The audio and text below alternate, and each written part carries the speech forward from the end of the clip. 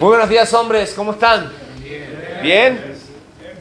¿Listo para comenzar a caminar el final de esta serie de estudios? Ir y hacer discípulos. Ir y hacer discípulos. Creo que no ha sido fácil el hecho en el ir descubriendo cuál debe ser nuestra responsabilidad en cuanto a la obediencia, en cuanto al responder al llamado. Decía, no ha sido fácil cuando tenemos que llevarlo o ver la forma de ponerlo en práctica como hombres. Yo sé que a veces puede haber luchas en cuanto a tiempos, puede haber luchas en cuanto a circunstancias, puede haber luchas en cuanto a situaciones que nos complican la vida. Puede haber situaciones incluso en nuestras vidas en las que estamos atravesando dificultades o estamos atravesando por momentos de sufrimientos, donde realmente cuando somos confrontados con estas verdades trascendentes y espirituales, nos damos cuenta que estamos en una situación espiritual precaria, en la cual nos sentimos incluso a veces hasta en deuda. Y déjame decirte que es normal, porque mientras estemos en este mundo seguimos lidiando con problemas, seguimos lidiando con tentaciones, seguimos lidiando con la maldad, con desgracias que ocurren en nuestras vidas, con presiones, pero eso no es otra cosa más que un síntoma del mundo en que vivimos. Vivimos en un mundo caído. Por eso hemos descubierto que en esto de hacer discípulos debemos esforzarnos y reforzar sobre todas las cosas en el hecho de saber quiénes somos, para así comprender y seguir adelante en lo que nos está pasando o tocando vivir. Nos dimos cuenta que esto de hacer discípulos no es una opción, es un mandato directo del cual cada uno de nosotros debe empezar a tomar en serio, porque dice que para antes de hacer discípulos, nosotros debemos aprender a ser discípulos, y una vez que somos discípulos, debemos estar en una continua preparación para poder cumplir con el mandato. Mira, déjame decirte algo, esto no era nuevo, gracias a Dios, no es algo que nos ocurre solamente a nosotros en este tiempo, a nuestras generaciones, sino que esto viene desde hace mucho tiempo atrás. Desde que el mismo Señor Jesucristo dio este mandato, comenzaron las crisis en las personas por obedecer a Dios y por hacer las cosas como Dios le agrada, porque nos confronta a la realidad de este mundo. Pero qué bueno que tenemos la palabra de Dios, qué bueno que Dios inspiró a hombres para que escribieran la palabra de Dios y nos dejaran estas verdades. Y hoy vamos a tomar en cuenta, o vamos a tomar dos versículos que aparecen en la Biblia, en el libro de Romanos. Romanos es una carta muy interesante, no sé cuántos de ustedes la han estudiado, la han leído, animo y exhorto a que la estudien y que la lean. Y el apóstol Pablo, ante la sensibilidad y el hecho del soplo del Espíritu Santo, la guía del Espíritu Santo, va a escribir esta carta increíble, que si tú la lees, te vas a encontrar como que pareciera que la carta salió hoy en la mañana recién fresquita de la imprenta. Porque si tú agarras el periódico de hoy y te pones a leer el libro de Romanos, te dice, las cosas que pasan hoy son las mismas que el apóstol Pablo denuncia y marca en la Biblia.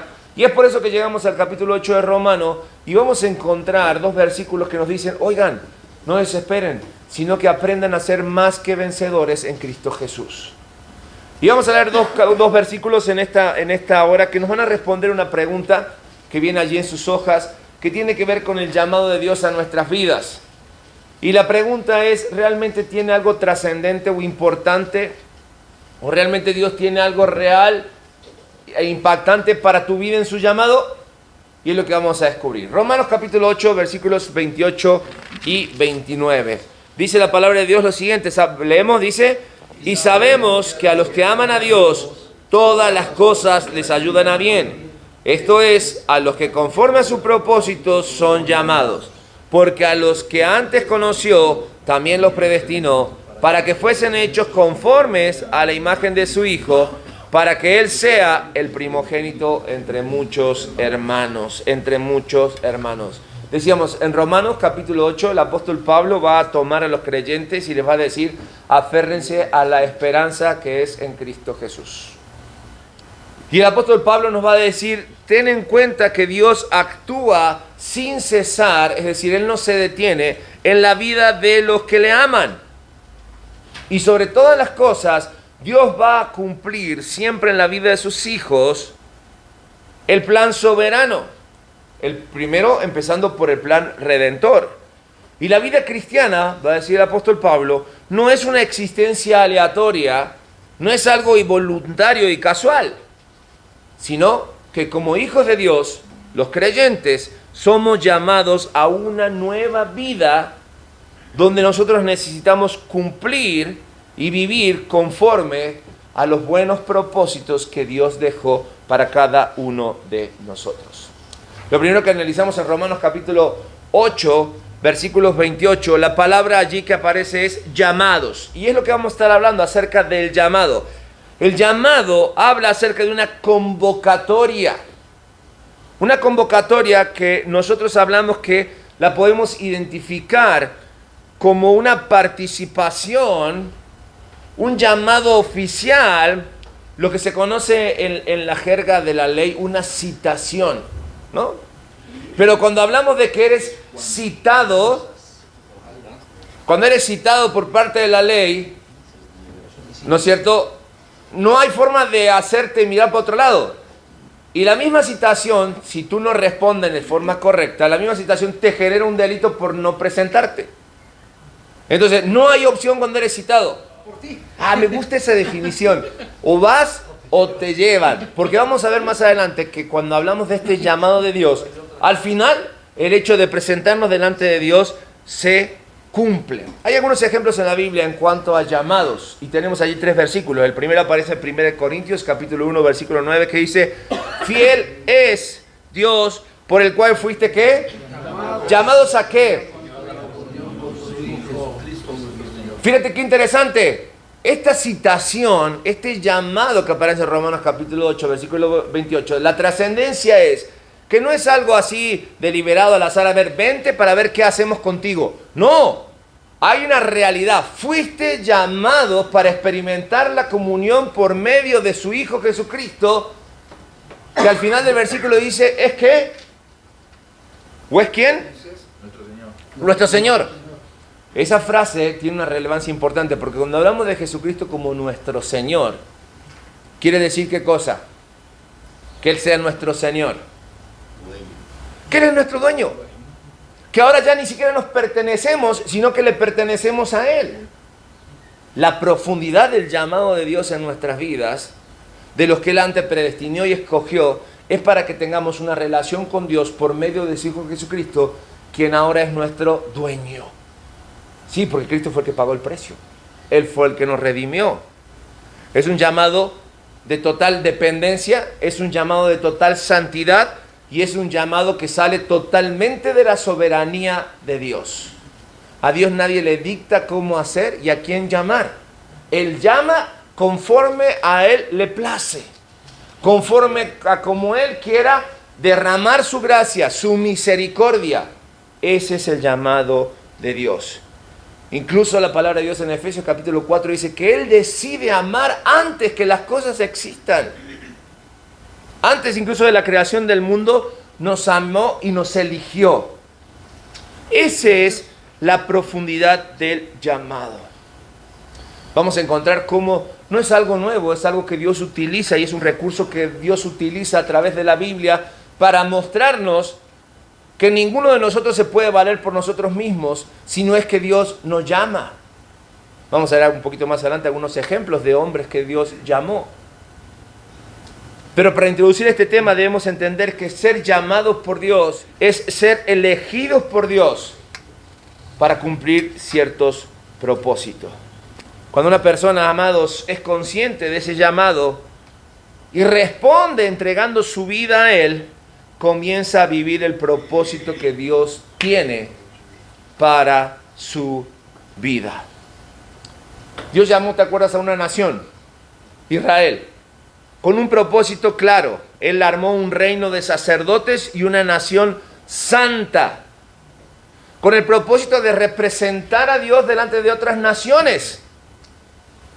Israel decidió vivir la vida a su manera, le dio la espalda a Dios.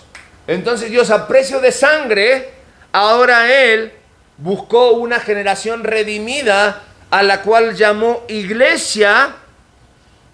Y ahora, lo leímos en Pedro, somos nosotros como iglesia, ese mismo reino de sacerdotes que un día reinará sobre la tierra. Entonces nos damos cuenta que Dios, a pesar de lo que nosotros sentimos o pensamos de Él está más involucrado en su creación y en su universo de lo que nos gustaría pensar o creer. Porque Él desde el principio está pensando y dictando todas las cosas. ¿No me lo crees? Isaías capítulo 46, versículos 9 al 11 es totalmente revelador.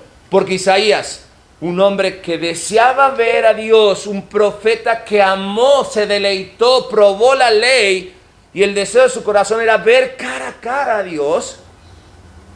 Él hizo lo imposible por agradar a Dios. Su libro termina, lo que él escribió, lo que él fue inspirado por Dios, revelando acerca de Dios lo siguiente. ¿Qué dice? Acordaos de las cosas pasadas desde los tiempos antiguos. ¿Por qué? Porque yo soy Dios y no hay otro Dios y no hay semejante a mí, que anuncio lo por venir desde el principio y desde la antigüedad, lo que aún no era hecho. ¿Qué digo? Mi consejo permanecerá y haré todo lo que quiero. Chécate el carácter de Dios. Todo lo que quiero, que llamo desde el oriente al ave y de la tierra lejana al varón de mi consejo. Yo hablé y lo haré venir y lo he pensado y también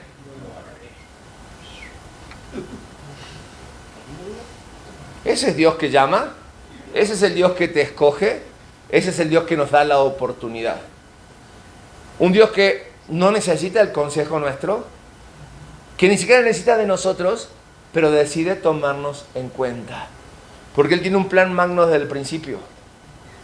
Y Él quiere que aquellos que Él elige, aquellos que Él redime, un día gobiernen en un reino que estamos paulatinamente estableciendo en obediencia y en respuesta a su llamado.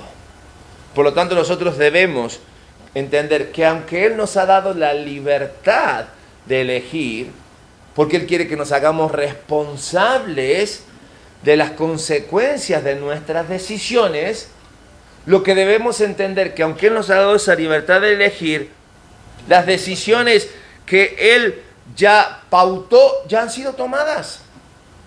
Nos quedan nosotros si realmente en obediencia queremos seguir las obras que Él preparó de antemano para que nosotros anduviésemos en ellas.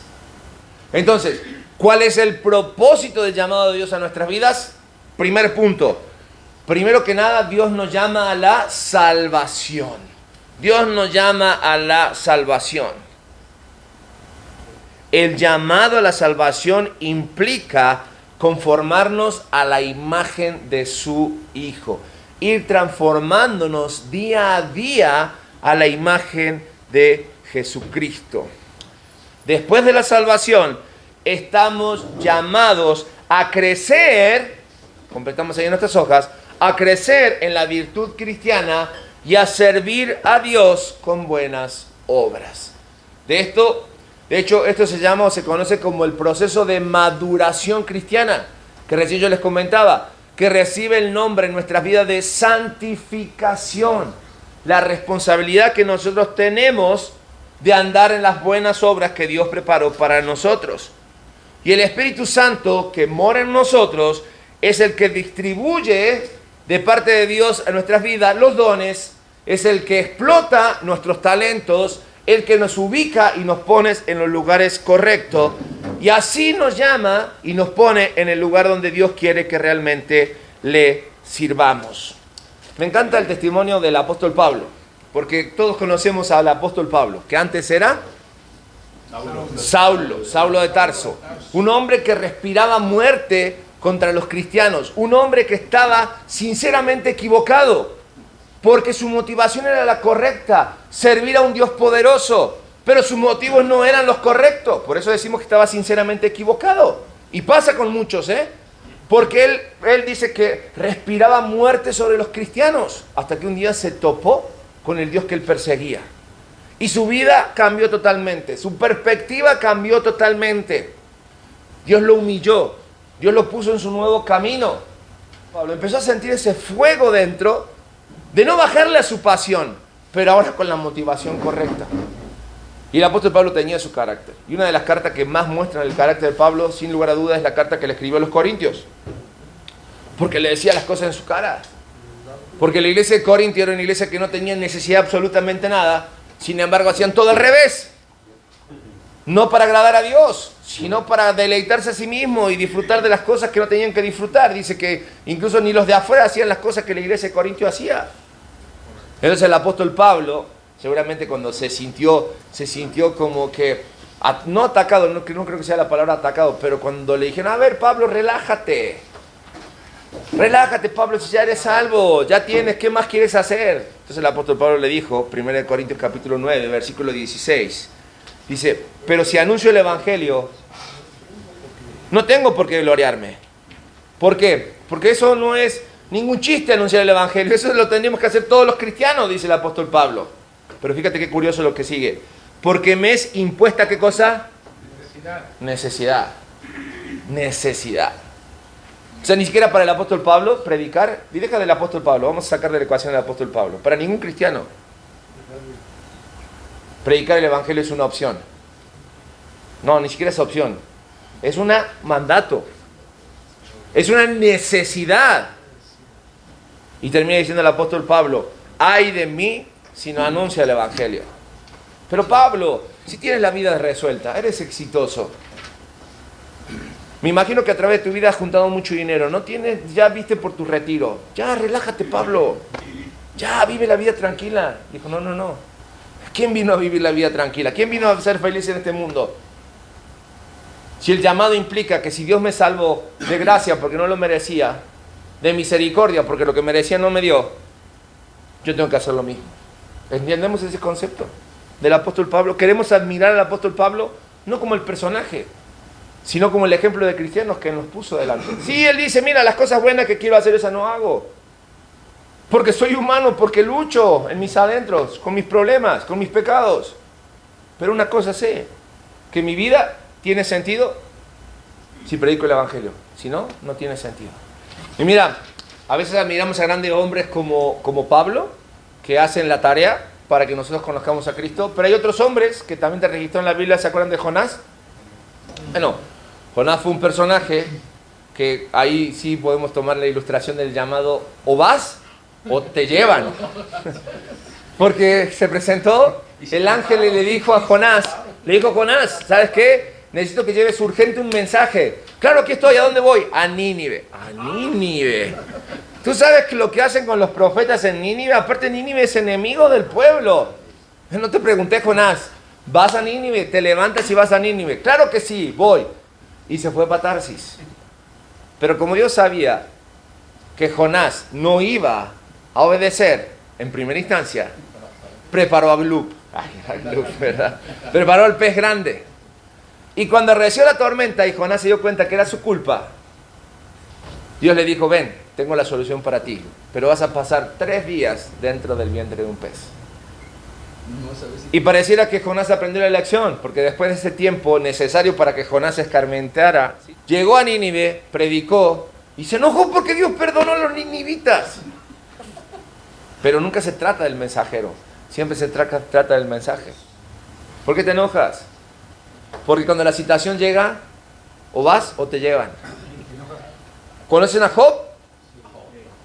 Job, no había otro hombre mejor que él, hasta pareciera que Dios lo presume. Y el diablo le dijo, pues si tú le das todo, ¿cómo no va a adorarte? ¿Cómo no va a tener a su hija en orden, a su familia en orden? Y Dios le dijo, mira, está bien, te doy permiso, puedes tocar todo menos su vida. Y el diablo, que es bien astuto, se fue al límite, porque hasta lo enfermó. Dice que le dan unas llagas que le picaban, pero le quitó la tierra, le quitó el ganado, le quitó los hijos, le quitó la salud, le quitó los amigos. Lo único que no le quitó fue la esposa. Y yo sabía que iban a decir eso. Yo sabía que iban a decir eso. Para cómo ahora sí me estoy grabando. Yo entiendo, hombres, que nuestra actitud es, ¿cómo no le quitó a la esposa y se hubiesen acabado todos los problemas, verdad? Pero no se trataba de eso. Porque la esposa de Job, que no sabemos cómo se llama, también perdió. O Job solamente tenía los hijos, o Job solamente tenía el ganado, o Job solamente tenía la tierra. Creo que la más sensata de todas en la historia de Job es la mujer. El deseo del corazón de la mujer es, ya estamos sufriendo demasiado. Si realmente pecaste, confiesa y muérete. Ya, Job. Creo que es el consejo de una mujer sabia, porque ¿quién la aguantaba que Job se quejara que le picaba? ¿No? ¿Quién aguantaba el llanto de Job por la pérdida de sus hijos? ¿Acaso ella no lloraba? Los hijos que había llevado en su vientre se habían muerto. Por eso no seamos tan duros con la esposa de Job. Y creo que eso depende también de lo que Job había trabajado en el corazón de su mujer. Definitivamente. Recuerden, paréntesis, toda mujer es fruto de su esposo. Cierro paréntesis. Pero Job, después de toda la prueba que él pasó, después de todo lo que él vivió siendo un hombre justo, dijo al final, ¿sabes qué me di cuenta? Que era un religioso, que yo creía que era bueno, porque de oídas había oído a Dios, mas ahora mis ojos te ven, Dios trabaja en la vida de Pablo, Dios trabaja en la vida de Jonás, Dios trabaja en la vida de Job para cumplir el propósito. Dios también trabaja en tu vida, Dios también trabaja en mi vida, porque al final el propósito del llamado, cuando somos llamados a ser salvos, se cumple. ¿Cuál es ese propósito? Punto número 2, somos llamados para glorificarle y para producir fruto, o el fruto que Él desea. Sí. A pesar de nuestros defectos, a pesar de nuestras debilidades, Dios nos toma en cuenta. A pesar de que no somos vitales para la obra, Él nos da un papel importante. Dios mostró que podría hacer la labor por una burra. Dios mostró y dijo, las piedras van a hablar si ustedes no hablan. Pero sin embargo nosotros tenemos la posibilidad y somos llamados. El propósito principal de nuestro llamado de salvación es que glorifiquemos y produzcamos frutos que Dios desea. Allí en la palabra de Dios, el sustantivo propósito de Romanos capítulo 8 significa intención. Y es un resultado anticipado que se pretende o que guía a las acciones planeadas. ¿Se acuerdan que dijimos el llamado es para cumplir el propósito de Dios en nuestra vida? Lo que Él ya planeó de antemano. En la vida cristiana, el propósito de Dios es la fuerza que guía la realidad más crítica en nuestras vidas. Y sí, déjame decirte que como Jonás, como Pablo, como Job, a veces Dios incluye sufrimiento, a veces Dios incluye frustración en nuestras vidas. Sin embargo, el mismo apóstol Pablo dice, ¿no?, en Filipenses capítulo 2, versículo 13, así como Dios produce en nosotros el querer, como el hacer. ¿Por qué? Por su buena voluntad. Por lo tanto, si somos conscientes de que Dios es soberano, sabemos que Él va a actuar en todas las circunstancias de nuestras vidas. Y su voluntad y su propósito están controlados y diagramados en un plan eterno. Por eso dice, los que aman a Dios, los que realmente son guiados a su propósito, todas las cosas le ayudan a bien. No es un deseo del corazón, Dios te amo para que las cosas me salgan bien, sino es un resultado de nuestra acción. Cuando yo amo a Dios en forma correcta, todas las circunstancias, por más adversas que me parezcan a mí, pero que están dentro de un plan de Dios, me ayudan a bien. ¿Entendemos esta verdad? Porque otro versículo que a veces malinterpretamos y mal acomodamos es Romanos 8:28. Amo a Dios para que todo me vaya bien. Ve a decirle a Job que todo le iba a ver bien. Ve a decirle a Jonás que todo le iba a ver bien. Ve a decirle a Saulo que todo le iba a ir bien. Si ellos amaban sinceramente a Dios. Pero amar sinceramente a Dios es decir, me dejo llevar por la voluntad de Dios. Decido obedecer, someterme completamente. Por lo tanto, debemos ser conscientes en nuestras vidas, y completamos ahí en nuestras hojas, que cada cristiano tiene un llamado en su vida. Todos tenemos un propósito. Todos somos citados por Dios para estar en el plan de Dios. Todos.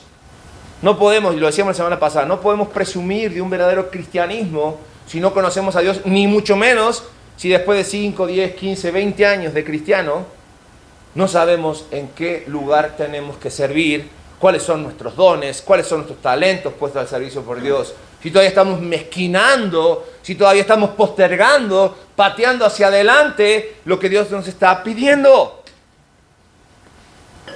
Hombres, quiero entender esto. Si fuimos pensados por Dios y creados en la mente de Dios antes de la fundación del mundo, dice, para hacer hechura suya, para glorificarle a Él y llevar fruto, entonces, ¿qué derecho tengo de pensar que yo puedo trabar el plan de Dios? De que yo le puedo poner día y hora, momento. No. En el momento que respondemos al llamado de salvación, en el momento que Él es nuestro Señor, Él es nuestro dueño. Y a nosotros nos toca humillarnos y obedecer. Humillarnos y obedecer. Efesios capítulo 2, versículo 10 dice, somos hechura suya, creados en Cristo Jesús para buenas obras, las cuales Él preparó de antemano. El llamado específico de Dios al servicio generalmente comienza por esa carga en tu corazón. Generalmente es muy detectable cuando experimentamos el primer amor. Tenemos ganas de servir a Dios, tenemos ganas de darnos todo a Dios. Por eso la palabra de Dios dice, volvamos al primer amor. Volvamos a ese deseo incontrolable de todo el tiempo querer servir a Dios. Pero claro, luego caemos en la rutina, luego nos vamos relajando, luego nos vamos acomodando hasta que encontramos nuestro lugar y decimos, de aquí soy, de aquí me quedo. Ya por gracia, ya por misericordia, ya soy salvo. Y tú dices, ¿por qué tan mediocre? Si en tu corazón estás luchando, porque estás inseguro en cuanto al llamado de Dios, en cuanto a qué área servir, en qué lugar, habiendo tantas oportunidades, como iglesia tenemos más de 18 ministerios para servir. Es para que ninguno en la iglesia esté rascándose durante la semana pensando, ¿y cómo le hago para servir a Dios? Hay un montón de oportunidades. Esto que estamos viendo, que tiene que ver con hacer discípulos, es parte de ese llamado de Dios. Entonces, ¿cómo le hago? Bueno, descubrimos nuestro llamado, completamos en nuestras hojas, en un área específica de servicio, caminando, esa es la otra idea, esta es la idea que tenemos que tener, de cerca con el Señor. Claro, yo no puedo seguir y saber qué es lo que el Señor quiere para mí si yo no conozco quién es el Señor. Si realmente digo que amo a Dios, que quiero honrarlo, que quiero llevar fruto, voy detrás de Él, caminando con Él cada día, para que cuando caiga la oportunidad, agarrarla. Esa sensación cuando nos quedamos sin trabajo, ¿no? Que andamos busque y busque y busque, y a donde nos dicen vamos, y donde nos piden mandar currículum mandamos, y estamos pegados al teléfono todos los días para ver cuándo nos escriben, y no importa si el trabajo es en la otra parte de la tierra, allá vamos. Ese mismo sentir, porque nos desesperan no estar haciendo algo, tiene que ser el sentir que haya en nosotros para sentirnos útil al llamado que Dios hizo en nuestras vidas.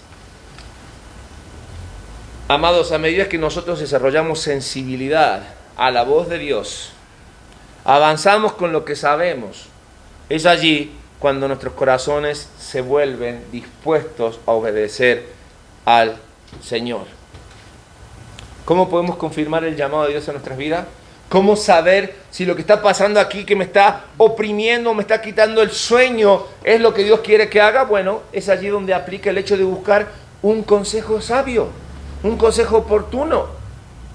Sentarte con una persona que tú consideres madura espiritualmente, a decirle, tengo este deseo en mi corazón. Quiero saber si viene de Dios o si no viene de Dios. O a veces es simplemente descubrir tu don espiritual y decir, quiero ponerlo en práctica.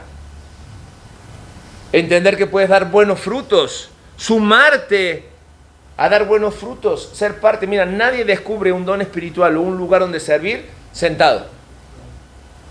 Es chambear, es buscar, es saber si eres bueno para algo. Así funciona. Entonces tenemos que estar activos, proactivos. Vimos la semana pasada, estudiando la Escritura, para que eso nos genere la responsabilidad, incluso hasta de rendir cuenta, estar preparados para que cuando Dios nos diga, te toca, no tenga sobre mí incluso la carga del pecado, de no poder responderle a Dios. Porque me siento indigno, me siento sucio. Muchas veces nuestra propia familia se vuelve una carga. Hay que aprender a entregar a nuestra esposa, hay que aprender a entregar a nuestros hijos, hay que aprender a entregar nuestro trabajo, porque al final le pertenecen a Dios y Él se va a encargar. Él se va a encargar. No hay nada peor en la vida que tener todo bajo control, porque cuando Dios llega a poner orden, nuestra vida se vuelve un caos. No digo que vivamos en el desorden, no, siendo responsables, pero entendiendo que todo lo que tenemos no nos pertenece, sino que le pertenece a Dios. Y así como Él no nos dio, de un momento a otro nos los puede quitar. Y de un momento a otro nos quedamos sin absolutamente nada. Al seguir al llamado de Dios, debemos asegurarnos de obedecer sus instrucciones en las Escrituras. Porque cuando somos fieles al llamado de la obediencia, Él puede llamarnos ahí a áreas más específicas. Porque su mandato es, y me seréis testigo desde Jerusalén, Judea, Samaria y hasta lo último de la tierra. Hasta lo último de la tierra. Y quizás tú seas parte de cumplir con el mandato hasta lo último de la tierra, porque cuando Jesús estaba pensando en lo último de la tierra, lo último de la tierra era tu casa, lo último de la tierra era tu esposa, lo último de la tierra eran tus hijos, lo último de la tierra era tu trabajo. El domingo se arrimó una persona a hablar conmigo y hacía mucho que no escuchaba esto de un cristiano. Y me dijo, deseo sinceramente de todo corazón, y no por los problemas que vivimos, ni mucho menos, que Cristo venga o encontrarme con Él. Solamente una persona que realmente experimenta una verdadera comunión con Dios, el paso siguiente es querer verlo cara a cara. Es encontrarse con su Creador, es encontrarse con Cristo su Salvador. Pero para eso necesitamos hacer nuestra chamba. Porque la única forma que podemos ser conscientes de que la venida de Cristo está más cerca es respondiendo a su llamado en obediencia, predicando el Evangelio hasta lo último de la tierra. Porque lo único que condiciona la venida de Cristo no son mis ganas, sino es mi esfuerzo por predicar todos los días el Evangelio. ¿Entendemos cómo pensaba Pablo? Me es impuesto predicar el Evangelio. Porque si algo deseaba Pablo, era ver a Cristo. Si algo deseaba Isaías, era ver a Cristo, era ver a Dios, encontrarse con Dios. Y ese debe ser nuestro más sincero deseo. Amén. Vamos a orar, hombres. Amado Dios, que el sentido del corazón de cada hombre en esta hora sea el de realmente saber entregarnos al llamado de Dios. Para aquellos que aún no lo han hecho, Señor, poder responder a la salvación, entregando sus vidas a Cristo como su Salvador, como su Señor. Y para aquellos que ya hemos entregado nuestra vida a Cristo, que sea un llamado fructífero, una respuesta a un llamado, Señor, fructífero, para darte honra y para llevar el fruto que tú deseas. Que esto realmente sea, Señor, una necesidad imperiosa en nuestras vidas. El poder agradarte en todo tiempo y el poder cumplir con el propósito por el cual tú nos has escogido. Nuestro llamado, Señor, quizás es muy especial. Es uno entre miles. Que no dejemos pasar esta oportunidad de honrarte y de agradarte a través de toda nuestra vida. Que ese sea nuestro sentir, que esa sea nuestra responsabilidad, porque lo oramos y lo hacemos en el nombre de nuestro Señor Jesucristo. Amén y amén.